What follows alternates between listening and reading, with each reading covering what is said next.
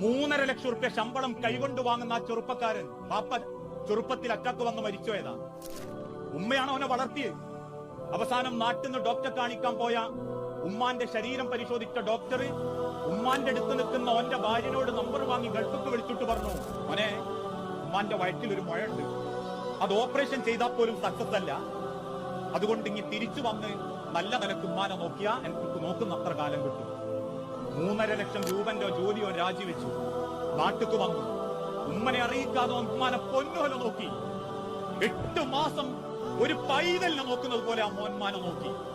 അവസാനം ഇഗ്രവ് ഹോസ്പിറ്റലിന്റെ ഐസിയുവിന്റെ ഉള്ളിൽ അവസാനത്തെ ശ്വാസത്തിന്റെ പെടച്ചിലിന്റെ മുൻപ് ആ ഉമ്മ പറഞ്ഞിക്കിന്റെ മോനെ ഒന്ന് കാണണം. അകത്തേക്ക് വിളിച്ച ആ മോന്റെ കൈ അമർത്തി പിടിച്ചിട്ട് അമ്മ പറഞ്ഞത് അവൻ ഇപ്പോഴും കണ്ണു നിറഞ്ഞിട്ട് പറയും, എന്റെ കൈ ഇങ്ങനെ മുറുകെ പിടിച്ചിട്ട് എന്റെ അമ്മ എന്നോട് അവസാനം പറഞ്ഞത്, മോനെ, ഇനി പടച്ചോൻ ഇനി ഉമ്മാക്കൊരു മോനെ തരുമെങ്കിൽ